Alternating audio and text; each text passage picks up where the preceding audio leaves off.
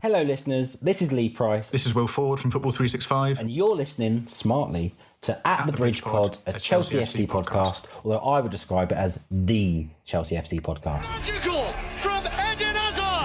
Kai Havertz in the Champions League final. Ivanovic! In the middle, it's just behind him. But it's tapped in by Hakim Ziyech. Matic with the ball driver. Matic takes the net off. Hat-trick hero. Cole Palmer wins an epic, sensational game. It's time for another episode of At the Bridge Pod, your number one Chelsea FC podcast. Coming up on this episode, 2 podcasts in 48 hours. We're showing more stamina than N'Golo Kante in the Champions League final.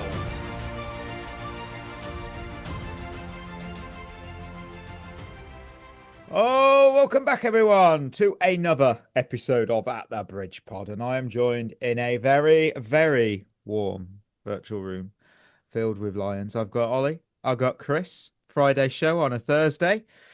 Two pods in 48 hours. N'Golo Kante stamina is needed today. What are you looking forward to this weekend? It's going to be warm. I'm going to try my best to enjoy the sunshine. I'll be honest, it is hot. It's bordering on too hot. You got to be careful because that weather, they can bastard you up. That weather bastard you up, I tell you. It will. It can bastard you up. It really can. Yeah, it's. We're experiencing our summer in the UK right now, so don't worry. In 2 weeks it'll be over. But it's very warm at the moment, and it's 31 and 32. Yeah, yeah, that is too hot. I get to spend most of that outside in the sun. Oh, lovely. Take a hat. Yeah, coaching Saturday morning, and then my wife's working, so my son will probably want to spend most of that in the garden, again in the sun, and then coaching Sunday morning, and then tournament Sunday afternoon. So, yeah, I'll probably be dead. Chris, okay. I have a solution for you. You're gonna love it, and I'm sure your son will love it as well, but mainly you. All you need is a little paddling pool and your hose. There you go. That's true. That is a good shout. Is true.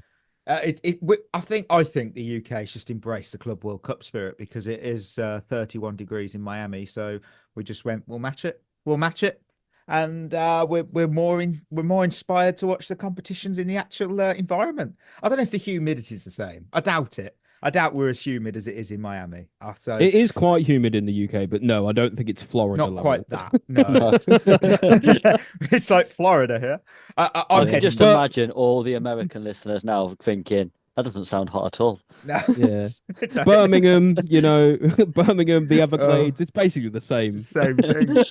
I'm heading down a little bit south this weekend to visit 2 awesome spots on my list. I'm not going to say where they are yet because my girlfriend might be listening to this episode. She probably won't be, but I don't want to risk the surprise. The real challenge, though, is going to be surviving the UK heatwave. We're talking, as we've said, 31, 32, 33 degrees, hot. Too hot by British standards, but we get on with it. And I'm going to be cooking up another little bit of a wild idea from the depths of my brain, which will be Biscoff and lime cookies. So that could be genius or disaster, but it worked in my brain over the weekend when I tried a little bit of lime and some Biscoff. So I'm going to run with it and see if it's weird. You never know. It might be the best thing. Could be. What is the best thing is my games of the weekend. I've gone fucking early here. 2 a.m. Saturday morning, all British time, GMT time. Bayern Munich, Boca Juniors. I've chosen a Club World Cup game because Bayern dropped 10 on poor Auckland City in the opening game. They got dismantled with the same precision IKEA used to pack a flat pack shelf into a box. Boca Juniors should, though, in theory, put up more of a fight. Should be the key word. I'm loving the South American teams in this competition. I will say that about this tournament. So I'm hoping for some kind of interesting drama here. 5 p.m. Portugal under 21s against the Netherlands under 21s. It's a quarterfinal in the Euros. If you've not watched Giovanni Quenda yet, fix that, please. Future Chelsea star and a genuine shout for player of the tournament so far. There's some Dutch flair. The game should be all about Quenda. And then Sunday, 2 a.m. again. River Plate, Monterrey, Club World Cup again. Like I said, the European teams, fuck them off. Ignore them. The real quality in this tournament is coming from the non-UEFA sides. Monterrey held Inter Milan to a 1-1 draw, like a casual Tuesday. I was quite surprised by that.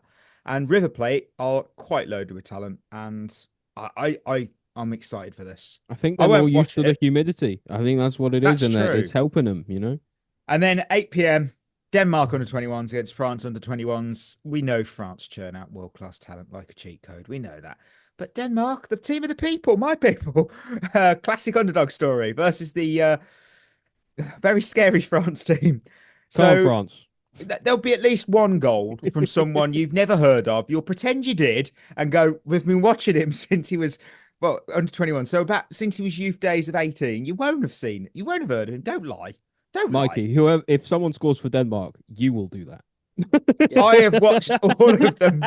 Yes. To be fair, the Twitter account. I've heard of Inga Binga Bjorgen. Yeah, he's great. You know, I will be honest that the Danish scout on Twitter is so good for content for me because I get to see actual clips of players that you barely see on Reddit or anywhere else. So that's quite a nice, useful Twitter account. Shevva, shout-outs. We check out what you've been saying in the Spotify comments, and 11 on the last episode. So I'll go from bottom to top because that was in order of when it was said. So Charles K, excellent show. The host's pronunciation is always spot on. I just wish I knew his name. Oh Christ! No, do you know what? We should stop saying it. We should stop saying your name, and just over time, people will slowly forget it, and you will just permanently become a host. Brutal. Yeah. Mikey, whichever you wish to say, the host. I don't mind. Whichever. It's host now. Come on, let's be honest. Lee B53. Alex here from Las Vegas. I'm originally from Atlanta, and Mercedes-Benz Stadium has a retractable roof, so they're playing closed in with temperature control. So the temperature outside should be little to no effect on the players. Oh yes, that's a good point. It is actually temperature controlled. They still were sweating. They're like, fucking hell. You got to admit, it was like. Yeah, but that's just sport, innit? If you they are playing football at the end of the day. That is also very true. Wesley, honestly, watching the lap make proper centre forward runs was the most exciting thing I've seen from this club since Maresca joined. Yeah, it was nice to see a proper striker who plays as a striker do striker things. Loved it. And McFounds, I was at the game. Big issue was the pricing. Tickets were listed up 500% until a couple of days before the game. You take that. I saw that. It's bollocks, that is. It's what was it? Dynamic pricing. Yeah. It's terrible. I hate it. You know, like FIFA thought they could make a lot of money out of the American market, but then they did the stupid thing, and like we were talking about, Mikey, they did it at like work times for people who notoriously don't have that much time off. They literally, McFounds goes on to say, you take that plus 3 p.m. local time, you get an empty stadium. If they were listed at a proper price, could have filled up, and again at a decent time. You know, there's no. You're playing a game at 2 a.m. British time, well, GMT. So I don't see the issue in playing games at 6 p.m. It's because of the European market. I don't see why they couldn't do 6 p.m. for the GMT, 6 p.m., 9 p.m. and 11, like they do for the World Cups and the Euros if it's in a country where the time zone's like that. Because then you still fit in the European market. Euros would be stupid because it's Euros, isn't it? Yeah. But you get the point. But they won't do that. People. It's the TV viewings and figures and stuff will be bigger in Europe. That's probably it. Yeah, I mean, I saw people slagging off the fact like it was an American crowd and no one turned up, but it'd be the same here. You try and run a game here with £350 tickets at 3 p.m. on a Monday. It'll be empty. It won't happen. It'll be empty. 100%. Yeah. No one's going to take time off for that. And you go, proper fans would. No, you've got to. Real life is real. Yeah. We have jobs. We have to do work to earn money. We're not paid millions. Come on. L House 75. I'd like to add a loser to the winners and losers, lads. Andre Santos. How does he not get a run out? He's been unbelievable in a top 5 league all season. We got a Sugo debut before Santos. That's mind-blowing. They might fuck this up if they don't start integrating him. He will want to move. If he doesn't play across the rest of the group, I'm genuinely worried about keeping a top talent. We're going to need him later, and this isn't a real game. Start him against Flamengo. I think if it wasn't a real game, why should we have played him? Well, shut up. No, I think he starts against Flamengo. He'll at least play against Flamengo, won't he? Against Brazilian opposition, it makes True. sense. You know, like it'll be fine. Everyone who's worried about all that is in my opinion, making storm. I was a little worried. Personally. Jacob, sensational show, lads. Callum, great show, fellas. Agree with host on Jackson. Still think he can be our 9 or even left wing moving forward. Thank you. Cam, you're so cruel. No grumpy guy. Good show. Coincidence? Oh, that's cruel. I miss Chris. I miss wasn't Chris. even on, and I'm still catching. That's unfair. Not having what's it. going on? Oh no, well, Jamali, why did it take me so long to realise Chris wasn't there and it was Berth, if that's how you spell his name? Oh no, Chris and Berth are the same person. I like to think that it's a bit like a Dr. Jekyll and Mr. Hyde kind of situation. That's great. Jay Hernandez, no confirmation if it is the former Man United player. The kickoffs are a dry run, emphasis on dry for World Cup to have games at feasible, respectable local viewership times for each team, like 7 to 8 p.m. kickoff, like you saw for Chelsea.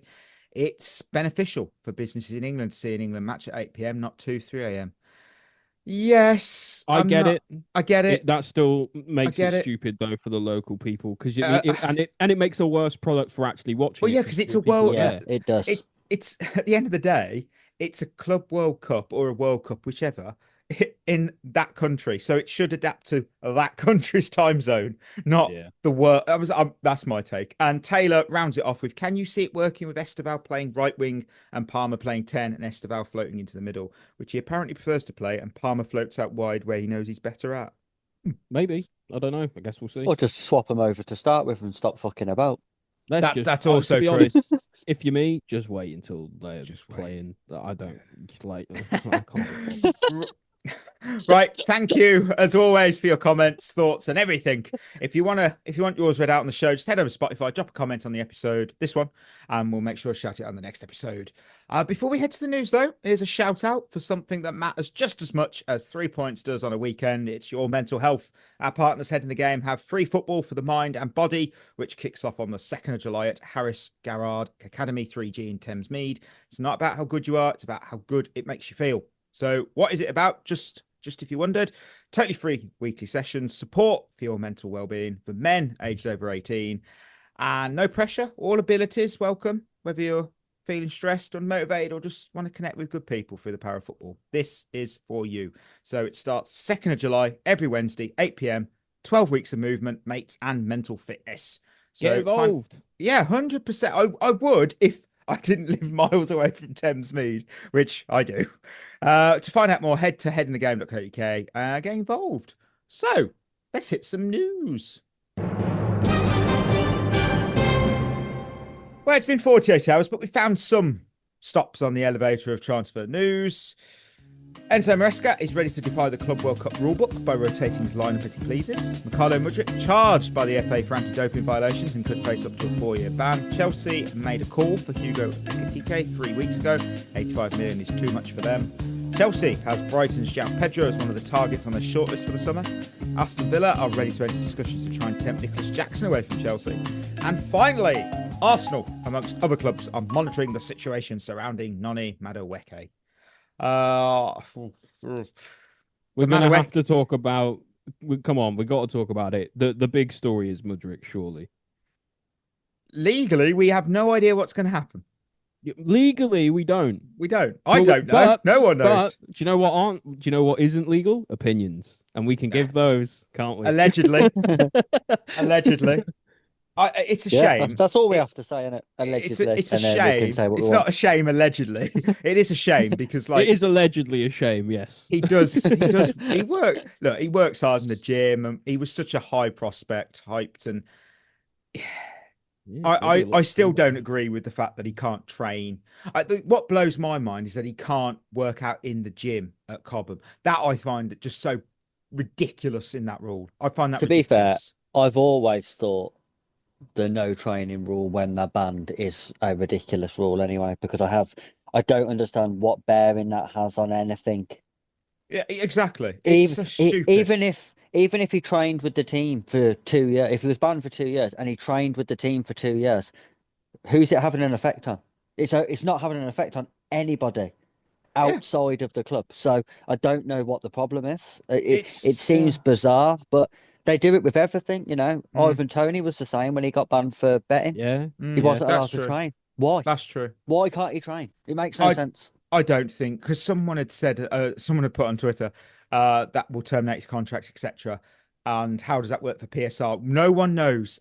Realistically, the loopholes and the clauses in contracts, because we'll never ever know what the full contract is for any player and what clauses. No idea. I'm assuming that we would just save on whatever's left of his fee over the number of years left. Possible. Yeah. Who knows? We don't know. We really don't. Honestly, but can we real talk for a minute? I'm really disappointed in Mudryk. Listen, I know people have been saying, well, maybe he didn't know what he took. Maybe he trusted someone he shouldn't have.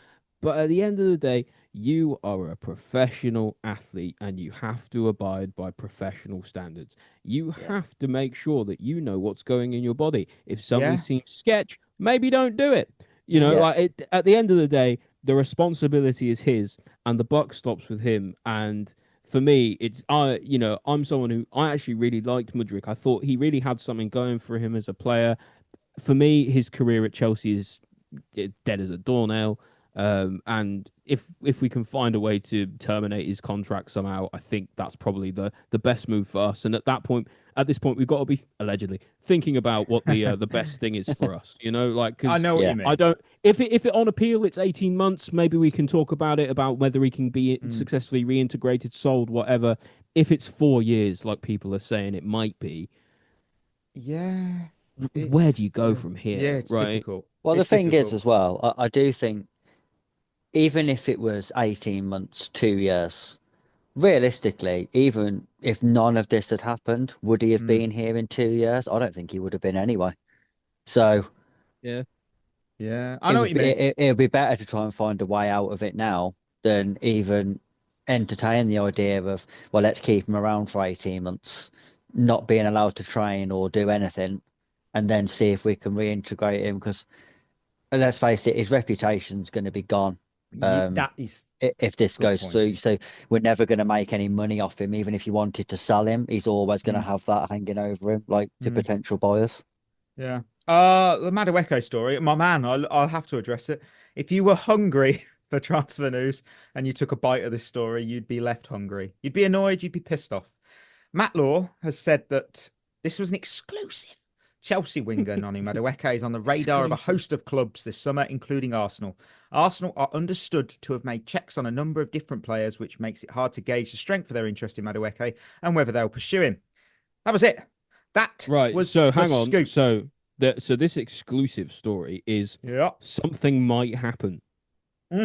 Honestly, it was pulled. That man. headline is so stretched. It needs a hamstring massage for me. You could rewrite that. Let me rewrite it now. Arsenal winger Bukayo Saka. He's on the radar of a host of clubs this summer, including Chelsea. There you go. I've rewrote it because, of course, he is. It's how football works. Clubs want good players. And just because a club would like him, don't mean they're leaving. It means they'd be interested if they were ever sold. It's June. It's silly season. What are we doing with these headlines? I'm going to call it from now on, when I see a headline like this, journalistic yoga, because it's such a reach. It's such a stretch. Honestly, the rumours that's a good way to put it. The rumours with Madueke leaving, though, aren't going away, are they? I think he's not happy. I don't think if I had to guess, either his agent is agitating for a move, which is possible, or he's not happy. You mean an agent that gets a payout if he leaves and his client gets a new deal? Oh, really, Mikey? Is that what happens? Yeah. I do think his exit's almost inevitable at this point. I think as soon as we sign another winger, I think he'll be gone. I don't think you have rumours circulating for this long for a player who eventually doesn't leave. I just think once they start getting linked to numerous clubs and it's over a period of months now, we've heard rumours about Madueke. I think it's inevitable then that they will eventually be sold. Yeah, I could see it. I think the thing is for me is at the end of the day, we might actually need another winger, especially now. So, Yeah. More. like, we're probably going to need to sign someone. I don't know whether that ends up being Gittins or Garnacho or God knows who. Oh But no, not Garnacho. yeah. No. Well, could be, couldn't it? No, But no. yeah, for me, I don't know. Does it matter if Noni goes? Like, I know that sounds really harsh, but like, is he about to explode or is he exactly The where it was 18 months ago? You know what? The issue I have is I don't. Madueke is another one where would I lose a lot of sleep over him leaving? Not really, because I think all of the wingers we had last season was bang average. Um, they had some really good games and some like decent periods, but overall, when you look at their season, it was bang average. You know, Madueke last season he got 10 goals and assists in 33 games. Like it's 1 in 3. It's not brilliant. It's okay. Yeah, it's It's okay for a winger. It's not yeah, great though. no, exactly. So, he's not irreplaceable. My issue is the fact that I think if you're selling someone who isn't great, which then would free up a space and funds to sign someone better, that's how a team progresses. I just don't trust that we'd sign somebody better though. I just think Yeah. we'd go out and get another Madueke. We'll go out and get another 1 in 3 guy, What do you like think of Gittins or Garnacho. what do you think of Kudus? Because we got links to him. He had a really good first season at West Ham, and last season was a bit naff. Do you Yeah, know, it do weren't you the know what he best. is? He's Pedro Neto. Yeah, he is. Again, yeah, he's another average You Premier know, League winger. He's not bad, big fish, but small he's not pond. great.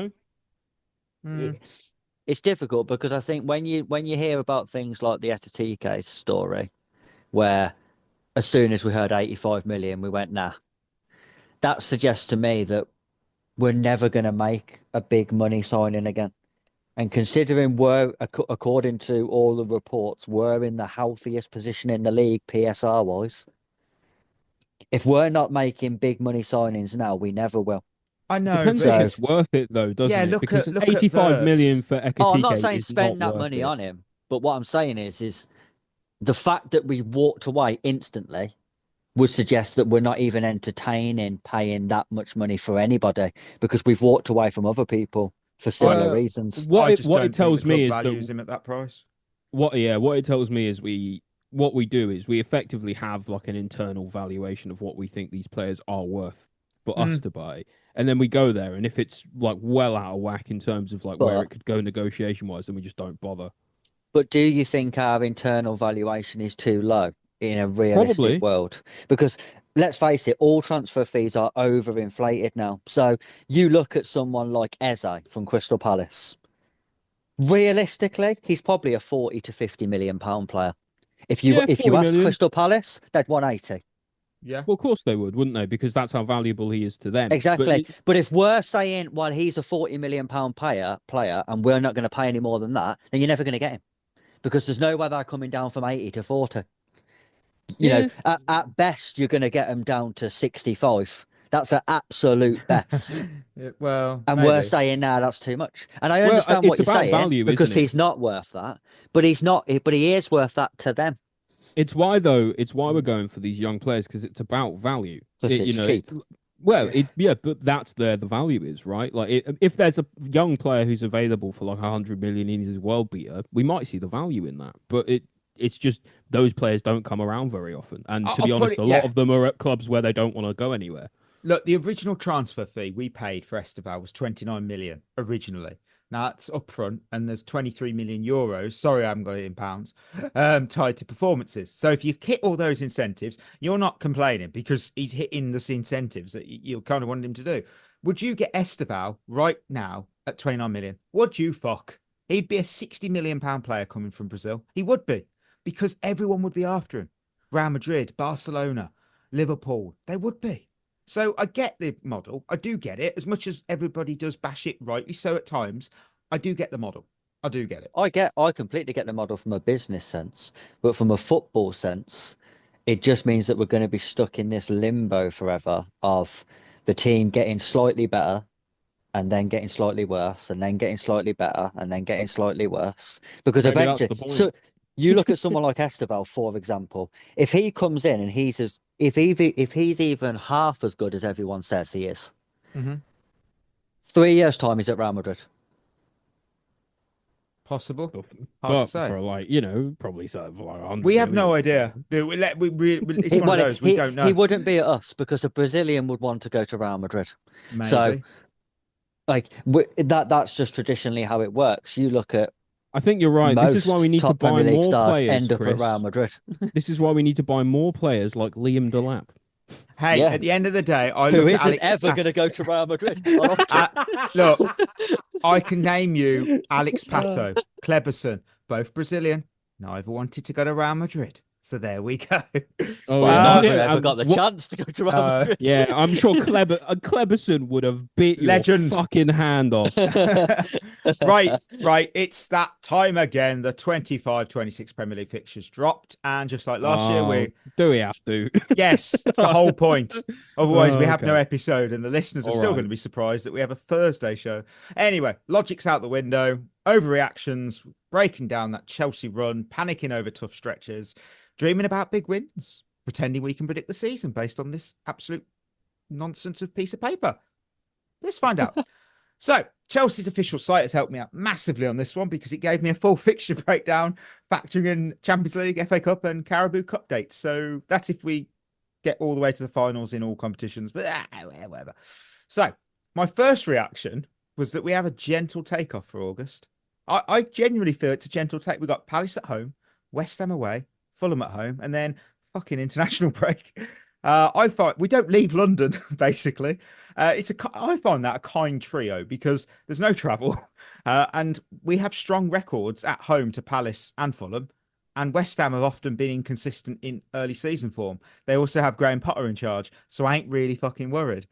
I think that's a great stretch to build momentum. I really do. I saw that and was like, nice. Yeah, I mean, yeah, We'll be I top. suppose. but realistically, okay, so yeah, easy start, or like gentle takeoff, like you say, Mikey. What happens when it gets to December? Well, and we're playing that's Champions later. League every week. That's we get to that later, don't we? Chris, you and I didn't have the same opinion on that start, I don't think, in the group chat. No, I mean, it could have been a worse start. Of course it could have been. Like last year.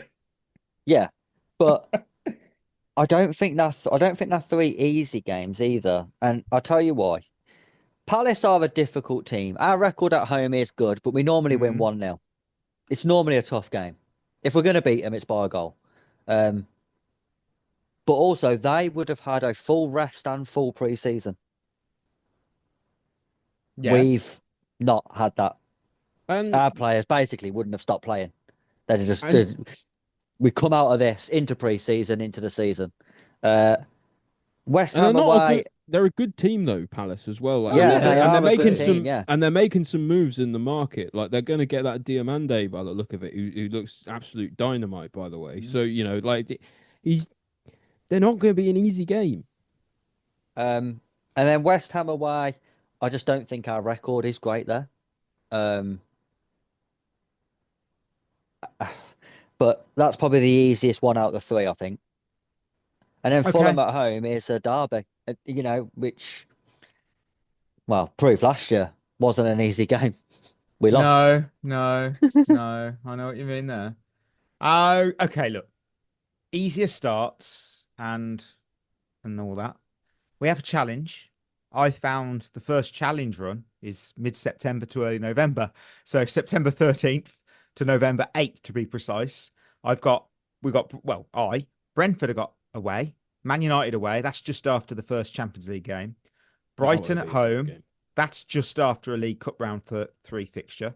Liverpool at home. That's after Champions League match day 2. Forest away, Sunderland at home. Spurs away after a potential round 4 League Cup tie. Wolves at home. So, you mixing in there 3 Champions League games and up to 2 Carabao Cup ties. Yeah, but this is my point, though. Every team has this kind of congestion at the top level. Everyone's going to have to play these games. And this is why it drives me mental every single season when we, people start talking about the fixture list comes out and people lose their fucking minds, like about I can't believe they've given us this and that. Guess what, mate? You got to play every game. You got to play every team. That is true. What's really funny as well is we have literally no idea at the moment what teams are going to be good and what teams are going to be shit. Like, you'd have looked at maybe last year, not so much us because we always beat Tottenham, but Tottenham away, Man United away, you'd have looked at them two fixtures and gone, oh, they're relatively tough fixtures. Or you would have looked at Forest on the last day and gone, their relegation fodder. Yeah, but last season they wasn't. Like, those fixtures was completely reversed because nobody's seen what Forest was going to do, and nobody's seen the fact that Man United and Tottenham was just going to come out, sit down on the pitch, and lose every game every week. So, Man United. It's really tough. I do think though, when you look at the fixtures, we've got some difficult fixtures after Champions League games, and our squad depth, I'm not convinced is good enough to deal with it. I tell you, I think that momentum at the start is going to help. I mean, I look at Man United apparently have the hardest fixture rating with Arsenal, Fulham, Burnley, City, and then us. I disagree. I think it's Arsenal because Arsenal have Man United, Leeds, Liverpool, Arsenal Forest, City. That's insane. Like, you look at that gauntlet and go, Mike, they play Forest. We don't know if Forest will be back to Forest of this year or previous years. And Leeds are probably the team that I fear the most of the teams coming up. Burnley, I'm like, Leeds Sunderland, are going down. Leeds are always a problem. No, always they're 100%. It doesn't matter how much of a problem they are. They're fucking going down. Just Save it for the prediction show. Yeah, they are going down. Going back to September though, I think Brentford away after an international break is tough. Yeah. Obviously, we don't know what Brentford are going to be like without Thomas Frank. They might be good. They might be fucking dreadful and get relegated. True. But I always want a home game after international breaks because they're not good fixtures, are they? You're not wrong. I mean, players going all over the world, playing at fucking stupid times, coming back. They don't know what time it is. Their body's saying it's 3 a.m. when it's an 8 o'clock kickoff. Yeah, it is a tough 8-week stretch. We could have up to 11 fixtures. Yes, tough away days. We've got Brentford away. We've got Man United away, Spurs away. We have dropped points in previous Forest seasons away. in similar stretches. We have, and Yeah, but notably you know against what? Brentford, Man United, and obviously Wolves. So the rotation, that's important. I think the thing for me that irritates me about looking at the fixture list and stuff mostly is a bit like Chris said, like, you don't know for a start who's going to be good and who's going to be shit, right? Mm-hmm. But also that almost doesn't matter for Chelsea anyway, because every game for one is a one game. It's one and done, right? And you either win or you don't. Mm. And the other fact is, it doesn't necessarily matter how good a team is. We lost to Ipswich twice last season. Or one draw, one loss, whatever that was. Like, we dropped points in both games against Ipswich last season, and everyone would have that nailed on as a win at the start, like when the fixtures came out. So it doesn't 100%. Matter really. In the same vein, we beat Liverpool, right? We gave a lot of good teams a good game last season and beat some teams that maybe we shouldn't have beaten. So, there's two sides of it, I think the hardest thing in terms of the fixtures for us is May. Oh yeah, I'll touch on that. Don't worry. I mean, it's that in December because December's bad every year. Well, but... I'm glad you brought that up, Ollie. Without a segue, mixed bag I've got for December. Home ties against Everton, Villa, Bournemouth. Right. Away versus Newcastle, Man City. Everton, Villa, Bournemouth will be a very difficult 3-game fixture. I mean, there's 7 if we don't make round 5 of the League Cup across December 3rd till the 30th. So that's the festive fixture congestion. Potential Champions League, obviously, we'll be approaching the knockout build-up, trying to get those final extra points, hopefully. Hopefully, we've already secured it. And for me, keynote, playing Man City away right after a Christmas triple header, that's a massive test. And I saw there's no games on Boxing Day. It's because it's on a Friday, and that becomes part of a weekend schedule. So that's why no one's took it.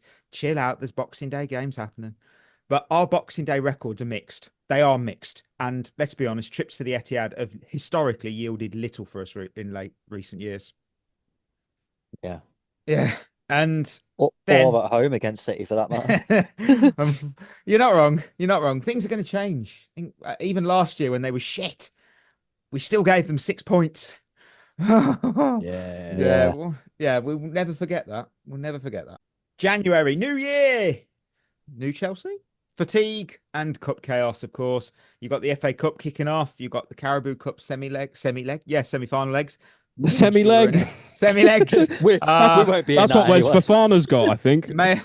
Champions League match day 7 and 8, and Premier League fixtures against Fulham, Brentford, and West Ham.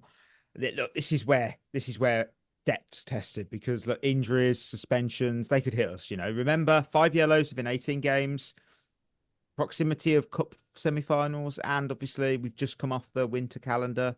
Well, we've come off the Christmas calendar.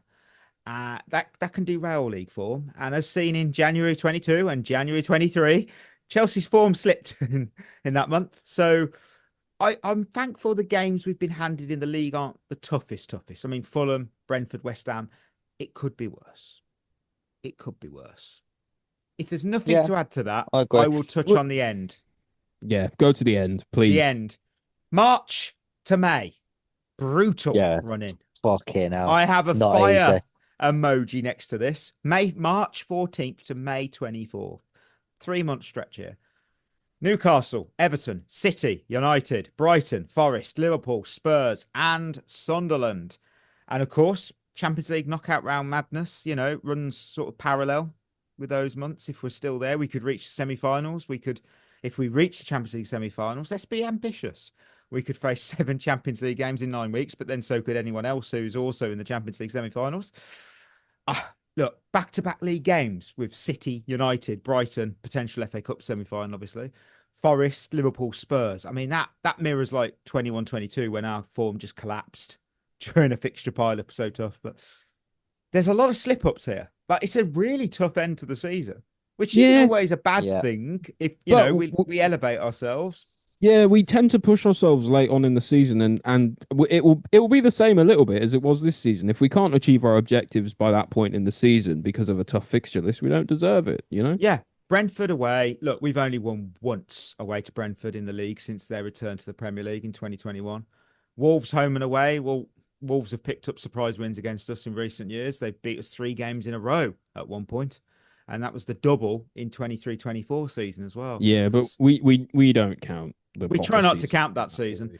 Spurs away. Look, we always win, but it's still a derby game. So let's not be too cocky, but we'll win. Forest at home in May. Look, they haven't lost to Chelsea at the Bridge since they returned to the Premier League in 2022.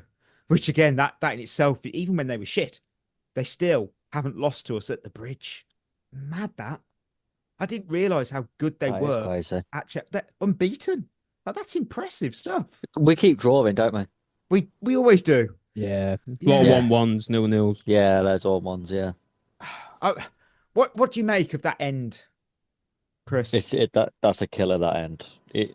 Again, on paper, some of these teams might be in terrible form. Like Villa away on March the 4th. You think that's a tough game, but they could be 12th, and everyone's going, "Oh, that's an easy game." Well, if they're 12th out of all competitions, they got nothing to play for. Yeah, at the business end of the season, it's really difficult to assess where teams are at. Liverpool could be where Man United were this season, battling relegation. I think the problem I've got with these fixtures is you would imagine Newcastle at home will be fighting for Europe. Everton away, our record at Goodison Park is fucking atrocious. Except it's not at Goodison Park, is it, Chris? That's true. Oh, look at that. Yeah, good point. They are knocking that fucking place down, boy. No, they're not. Good point. Oh, yeah, we'll win that then, because they'll be shit in that new stadium. Yeah, every team that goes to a new stadium is a bit shit at their new stadium for a while. Actually. Yeah, that's true. Man City and Man United back-to-back. City, I think, will be challenging for the title again. Probably. United, we don't know. United will either be relegated or in the top 4 because that just tends to be what they do. They're either really good or really, really shit. Brighton, probably won't have anything to play for. That should be easy. Forest, I don't think will have a lot to play for. That should be a win. Liverpool away, if they're in a title race, I can't see us going to Anfield and winning. Then again, Tottenham at home, we never beat know. them all the time. But I have got a feeling that Tottenham under Thomas Frank are going to be a lot better. Sunderland away on the last day is a nice fixture to have because they'll already be relegated, probably bottom. They will. They'll already be relegated. They'll have about 16 points. And, they'll only have half their fans there because they've all got fed up. Yeah. So they'll have been through about 2.5 managers. That is an easier last day than we had season just gone. So yeah, that's a bonus. If it's going to the last day, I would back us to win. Yeah, but again, we want to have it sewn up by the point we're in this tough run. You know, like we were saying that a little bit in the sort of the analysis in last season. We were saying, I can't believe we've left it to the final day again. You know, we've got this tough run near the end of the season, and we have to win a lot of our games. And realistically, if we want Champions League and if we want, to go do well in the Premier League and we want to go far in all the cups, Champions League for next season needs to be a formality by March. I think the issue is now, though, I don't think with it sounds I'm harping back to it again, but I don't think with our transfer policy, I don't think we're closing the gap enough on, let's say, Liverpool, Arsenal, City. Maybe not, but everyone's a year older, year better, maybe. But so's their team. So Liverpool have made good signings and have had a year under slot. So you would imagine, are going to be better next season. Who knows what's going to go on with Arsenal? Eventually, they're going to fall off a cliff because they don't sign anyone and they've still got Arteta 8 years on without winning anything. So eventually, I think they will fall off a cliff. Yeah, they could go. I think they don't get top 4 next season. I don't know why. City will come back. City had an off year, but with Rodri back fit, they'll be back challenging for the title. I think Liverpool and City, I think that's the top 2 done. But then outside of that, Tottenham are going to get better under Thomas Frank. Can Man United really be that bad again? Probably. How much better can they be? But can they? You know what I mean? Yes. And then Newcastle aren't going anywhere. Villa aren't going anywhere. So there's so many teams now fighting for places that I think unless you're making really good signings that elevate your squad, you're not pulling away from them teams and you're not closing the gap on the teams above. Everyone's just sort of moving at the same rate. So it'll be a very similar season. We're getting top 4 is not going to be easy in the Premier League anymore. There's too many teams going for it now. But we won't deserve it if that's what we're going to be doing, because that's what I'm saying. Why it's important to start well. Like I said, I know you've got to play everyone, right? And I said that earlier. But if you start well and you keep that momentum going at least for a little while, you can put yourself in a position that by the other end of Christmas, you are in a happy spot, right? Rather than what happened, whereas we kind of fell apart just before Christmas in last season, and we didn't really recover it again until March. So, we need to we just need to make sure that we have a good start, a bit like we had last season under Maresca. To be fair, so we do that. I think though we'll be in a good enough position come March. I think. My main concern going into this season, no matter who we're playing on what day, is if you take away Cole Palmer from the first half of last season, we don't get top 4. And at the minute, would you put your house on getting that Cole Palmer back next season? I'd say I literally, it's one of them. It is one of them. I mean, the main questions that probably people want answered about the fixtures. What will be important? Look, it's boring, but it's rotation squad depth. It always is. It always is. Well, we might need to sign another left back then because we've only got. We don't have one. Yeah, exactly. The easiest period is arguably August and January, but both are short windows, just 4 games. Hardest period is mid-September to early November and April till season's end. I mean, the key advice for me: avoid overloading key players in the September and October. Never forget how the second half of our 2022-23 season cost us. I mean, that season is so infamous with Potter and Lampard, but we were 4th on game week 12 under Tuchel. That was mid to late October. We were 4th. And we remember how that season went to complete shit. So we have to take advantage of that opening month. You know, poor starts just lead to unnecessary pressure on everybody. And we don't want to be on the back foot. And look, if we are still in all competitions by March, we've got to prioritize what's more important.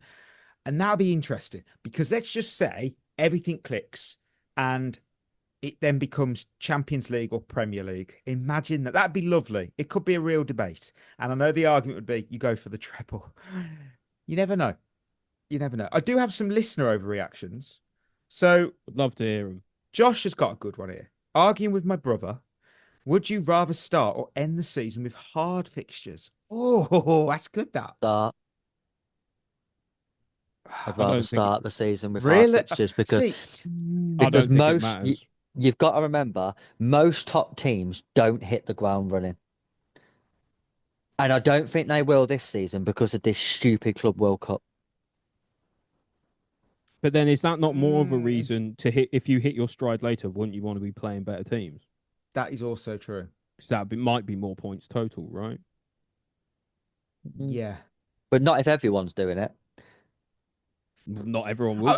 Look, ironically, look. I get what you mean, but about the start of the season, obviously, I don't know the actual fixtures that they were, but I've got in front of me the best season, longest winning start to a season. Chelsea, 9 matches. That was in 05-06. Then 2019-20 was Liverpool with 8. Newcastle with 6. Chelsea with 6. City with 6. Liverpool with 6. You get the idea. So, you know, you can start ridiculously strong against anyone. I'd like to end the season because then you sort of have to still raise your level.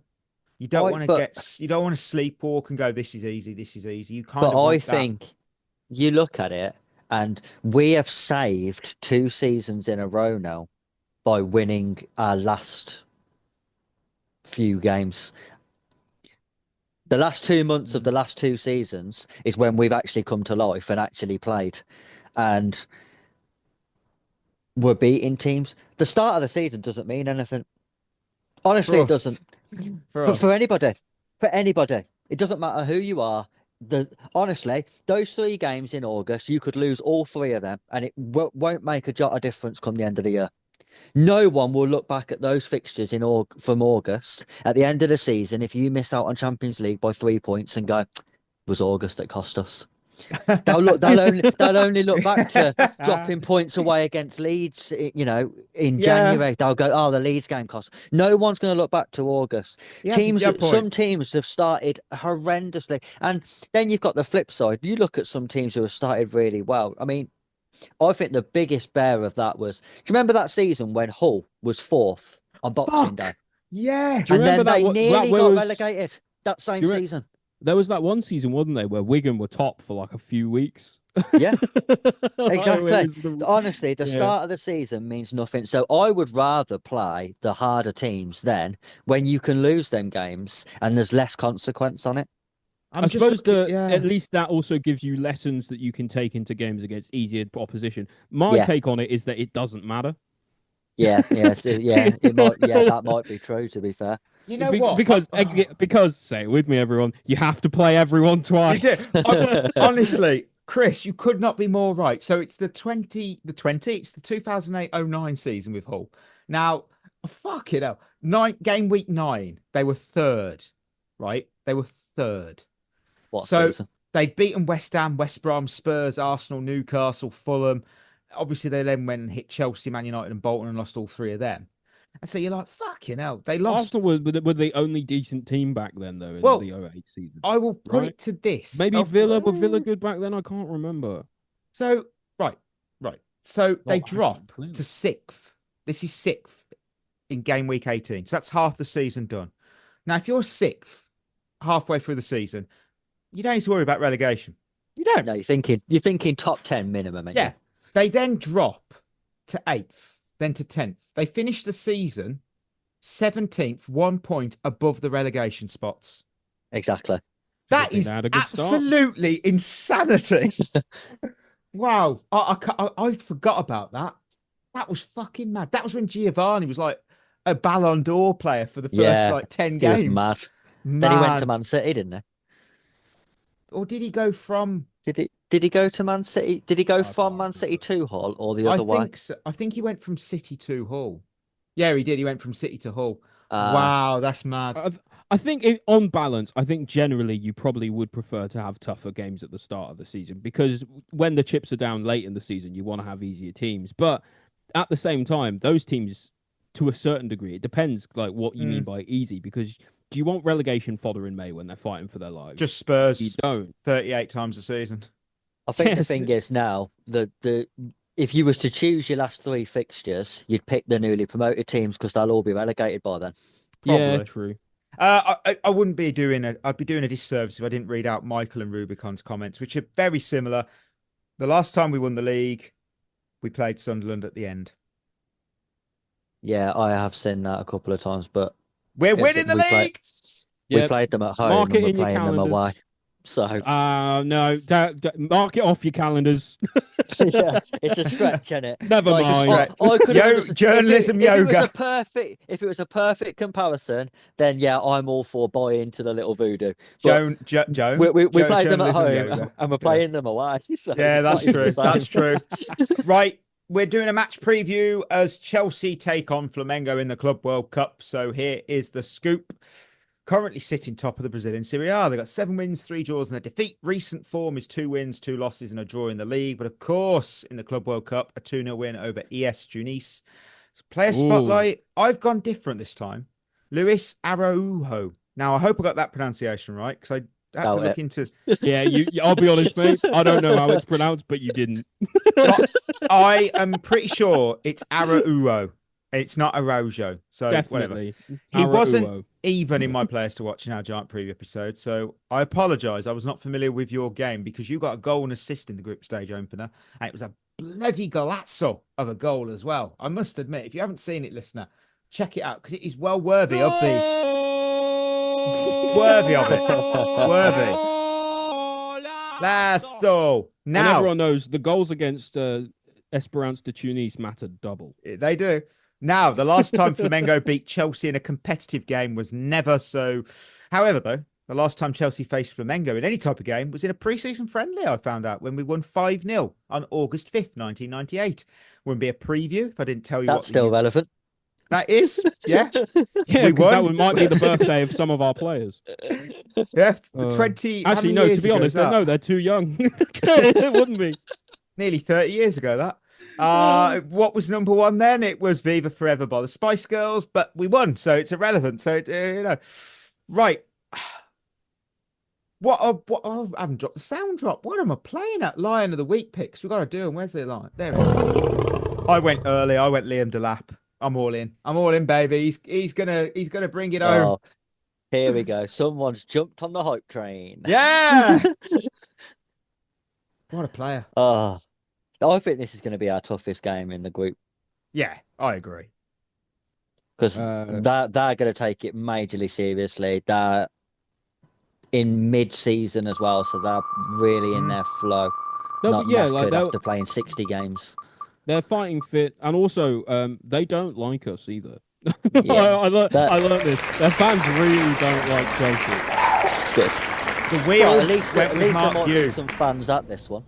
The wheel went with fucking hell. The wheel went with Mark Yu, so I'm guessing he starts. Yeah, that's definitely gonna happen. I don't know. I'm gonna go with. Do you know what? I backed him last time. I'll back him again. Enzo Fernandez. Nice. Berth did say Bettinelli, but I think he missed that brief. Yeah, Don't I play wouldn't for bet us on now. him. Oh, that's good. I'm going to go Andre Santos, and if he doesn't play, then obviously he's been going to be sold. So, Right. We now end our match previews with our newest segment that Chris wasn't here for, but it's Blue versus Who. So if you missed Friday's show, which was it Friday we did it? Or was it Monday? I No, don't know. we It was did it Monday. We did it a few weeks ago. It was just you and me, Mike. Yeah. If I remember rightly. Two of our hosts missed it, but whatever. Listener survey suggestions where I ask 3 questions about our upcoming opponent and we see if you lads could go 3 for 3. So, first doubt question. it. It's hard. I'll be honest. Nice. Mate, Nice. It's not easy. You're going to fucking struggle with ES Tunis, that's for sure. Flamengo were founded back in 1895, but they didn't actually play their first official football match until 1912 because before football, the club was originally created for what sport?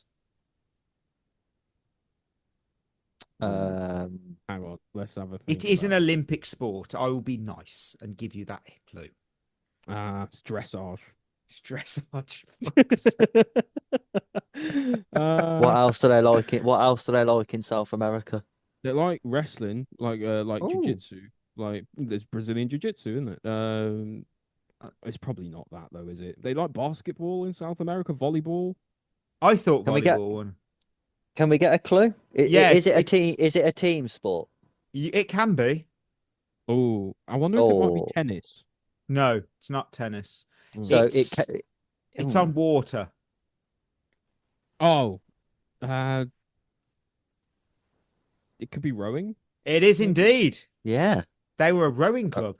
They Rowing were a club. rowing club. Oh. Do you know what? That is so random because I only associate rowing with like, the boat race. That's about it. Yeah, Yeah. we're all learning. Flamengo play their home games at the iconic Maracanã Stadium, and it's a venue that holds the top 4 highest attendances ever recorded in competitive football. I just want you to tell me what the all-time record attendance at the Maracanã actually is, and to make it fair, I'll give you a 5,000 each way window. 5,000. Cheers, mate. I'll give you 10,000. How about that? All right. I reckon somewhere around about 110. Okay, 110,000. I'm gonna go with 90. 90,000. Yeah. Chris is closer because it was 183,341 Insanity. That is in a 1-0 how? win. That's- Wait for the game. A 1-0 win for Brazil over Paraguay in a 1970 World Cup qualifier. It was a qualifier. How did they get that many people in the What are you stadium? getting at? Yeah. What was they all doing? Sitting on each other's shoulders? It's mad photos when you see it. And finally, Flamengo That reached isn't safe. Yeah, people say, "Oh, it's limbs." That's literally because that's all there was, just limbs. Flamengo reached the Club World Cup final in 2019. Which team did they lose to though in the final? In what? Sorry, 20. 19. So it was probably whoever won the Champions League that year. Yeah. Well, who usually won that's in how it works. 2018, 19. All right, Mikey. Probably Real Madrid's probably the safe guess here, isn't it? Is that the year Liverpool won it though? It could be. I'll go with Liverpool. You go Real Madrid. Liverpool. Yeah. Well done, Ollie. No one went 3 for 3 there. Yeah. Well, Nah. you know what, Mikey? It's hard. You know. It is. Yeah, I hard. mean, that's it. Yeah, As if we're going to know about these South American clubs. that is So, true. mate, the one again, the one about Esperance de Tunis is going to be really. I can't wait. I'm working hard on that. Right, Those are going to be some wild guesses on that day. right. So, Quaresma's questions. I love this one. Josh has said, who would win in a match between 2022-23 Chelsea or 2024-25 Man United? It depends which team. If it's Honestly, the first half of Chelsea, yeah, they'd win that first half of the season. Honestly, it's Chelsea. I'm telling you. Yeah. In the first, if Yeah. it was under Tuchel, yeah. Right, bear in mind, no, because that season, even take out Tuchel's games, we couldn't buy a win under Potter, and we came 12th. Man United finished 16th. I know. 16th is the worst top. It's the worst I top, mean- the big six season of all time, bar none. No The team ever could be worse than that. Ever. The real answer is it's a draw, isn't it? It's 0-0. Yeah, it's 0-0. And you could play it for about 4 hours, and it would Yeah. be 0-0. Oh, yeah. Molly says, rank in order the top 3 Chelsea managers of all time and the top 3 players of all time. That is a hard one because you're talking like the managers is easier. Managers the players, is you're talking surely- decades since like the 40s. I mean, that's hard. For managers, I don't know. Managers It's we've got to go Mourinho, our Ancelotti, Tuchel. That would be my 3, I think. Yeah, I can't argue with that. I can't. In that order as well. In that order. Well, Mourinho's top. Where's Di That's Matteo? obvious. Won us a Champions League and FA Cup double. Interims don't count. I'd have. Oh, you're going to put Goose Hiddink on there? Oh, I'd I have loved him. Conte. I'd have Conte over Tuchel. Yeah, that's a fair shout. Yeah, I think you know that's what? the only debatable one. Yes, because we won a cup. Tuchel did win the Club World Cup, didn't he? That don't Oh, count. no, I suppose it No, doesn't. it doesn't. I like But you, League you've versus convinced Champions me. League, Yeah, they were more dominant in the league under Conte. Yeah. And obviously yeah. Tuchel Put was him the in best. third. The best. I think your league's Not bread and right. butter. Yeah, The players is so fucking hard. Yeah, Because players like, to do 3 as well is tough. No, Really, we're Lampard, just talking about Lampard, favourites. Lampard's in there, yeah. and then you've I'm got gonna. oh It's hard because you someone big is missing out no matter who you pick. Yeah, I mean Terry's in there, right? Yeah, like surely in my head it's surely Lampard, Drogba, Terry. That would be my 3. Hazard's probably 4th, maybe Czech. Lampard. I want to put Bobby Tamlin in there or Osgood because I feel like Yeah. that era needs Do representing. you remember I watching? don't know them, which Mark? one. No, of course No. I Mate, don't. If they showed you a picture of both of them, you wouldn't know who was who. Yes, I would. I would actually. Yeah, I would. To be fair, I think when people say this like of all time, they are talking about since you've been alive. Yeah, or the Because- Premier League era. I should really Because you hope can't so. do all time, can you? Because I mean, let's face it. Because nobody was watching, Bobby Tamlin Well, tapes when they were 7. or think of all the players who in the world now who you personally think are overrated. Mm. But in 100 years' time, people will be going, "Oh yeah, you got to put him in. You've got to put him in." And They'll be you'd doing that thinking, for well, Man no United shit. players. They'll be like Fred, top 3. Yeah, it's just it. You know what? Because I tried this earlier and got one wrong. Josh rounds it off with, can you try to name all 11 players to start the 2021 Champions League final with 3 strikes? I got one wrong, and I can't believe the player I forgot. I was Was embarrassed. that with 3 strikes you got 1 wrong? Or... Yeah, I got 1 strike because I was out. Oh, okay, great. I was Alright, so well, fucked off. How are we doing this, Ollie? Together? Do I Yeah, go we'll one do at it a together, time? mate. Yeah. One at a time. Yeah. I'll go first. I'll go with Kante because he was man of the match. He was actually in that team. Was he? Yeah, he actually played. He's Yeah. getting a lot of references today. Edward Mendy. He was also in the game. He was in goal. Havertz scored the goal, obviously. He did. Azpilicueta. That is the one I missed out, and I'm really embarrassed.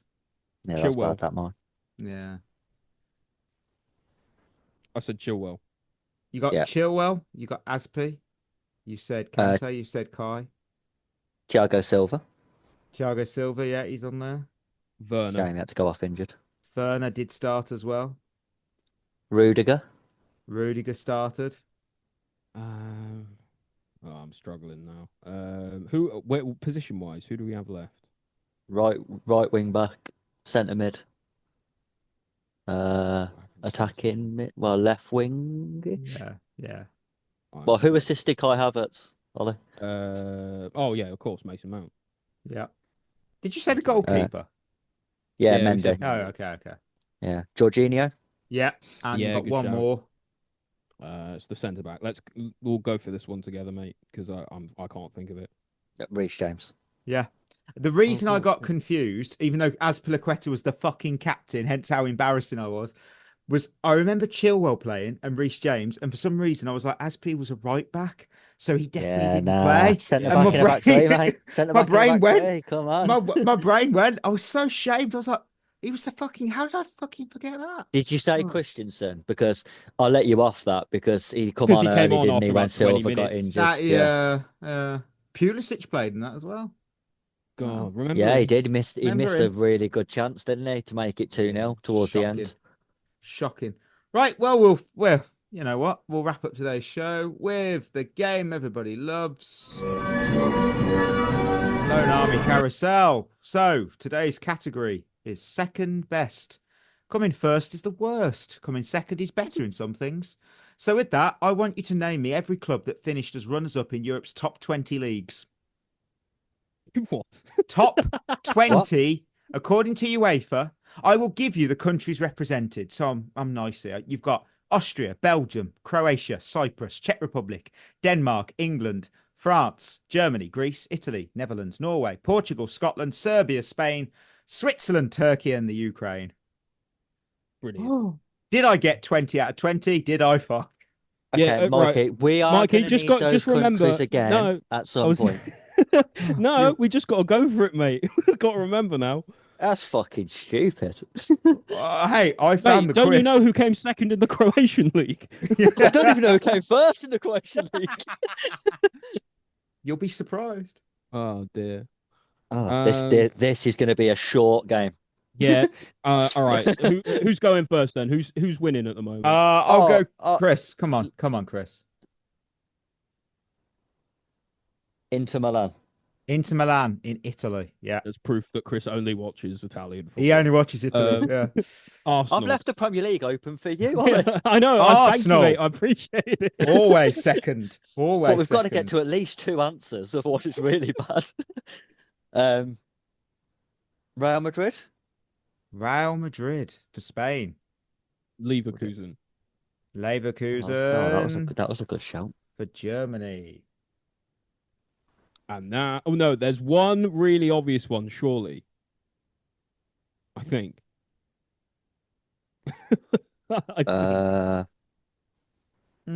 Marseille. Yes, for France. Nice. That's not the one I was thinking of. I was thinking of Rangers. Yes. I'll be honest with you, I didn't hear you say Scotland when you was reading off the list. That's 6. You've got 6 of 20. Oh fucking hell! But we're into countries that don't really matter, aren't we? Yeah, we're going to need the countries again now because I've forgotten them all. Austria, Czech Republic, Belgium, Croatia, Denmark, Turkey, Norway, Portugal, Cyprus, Netherlands, Switzerland, Czech Republic, Greece, and Serbia. Mate. Good luck. I can tell you one Cypriot team, but they might have won it. So, good luck. Benfica. Benfica for Portugal. Okay. Balls in your court, Ali. Yeah, brilliant. Right, let's go with a shot in the dark in a league where a lot of teams can win it. Fenerbahce. Yes, Turkey. What a guess. Oh.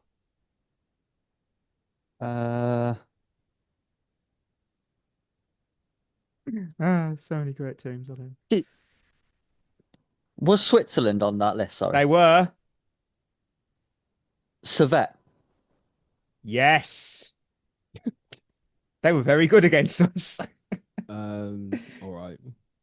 What other countries have we got? Czech Republic, Mikey? Austria, Serbia, Greece, Ukraine, Denmark, Croatia, Belgium, Norway, Cyprus, Netherlands. Austria. We'll go with Red Bull Salzburg. You were indeed correct. Back to Chris. Because I know they're good. Couldn't name you another one though.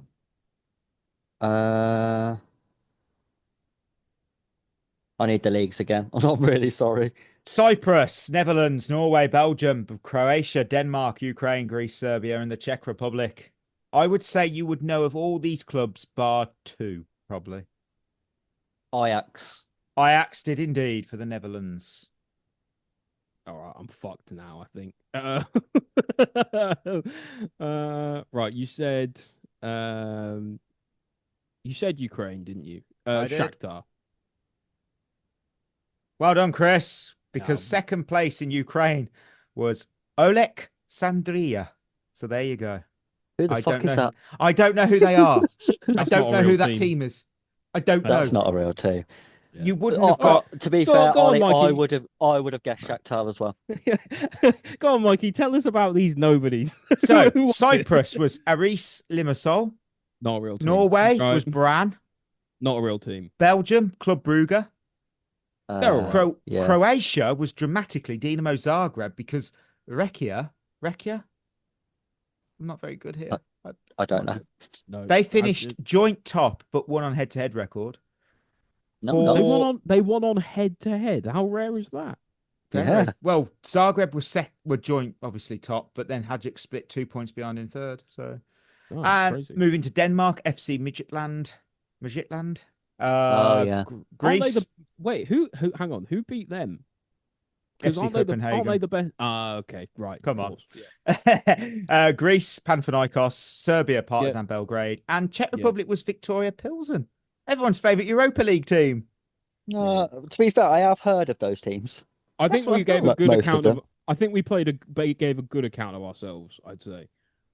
Well- Yeah, I think we got all the ones that really you should get. You did indeed. Listeners, we're at the end of another episode. Thank you as always for tuning in. And before we do go, don't forget we're proudly partnered with Head in the Game, a mental health charity using football support, wellbeing, and community. You can find out more at headinthegame.co.uk. Treat yourself well, because we'll be back on Monday with our winners and losers from tomorrow's game, Chelsea and Flamengo. So until next time, that'll be us signing up. You've been listening to At the Bridge Pod, a Chelsea FC podcast. Follow us on Twitter and Instagram by searching for At the Bridge Pod. And if you're listening on Apple or Spotify, leaving us a review is always appreciated.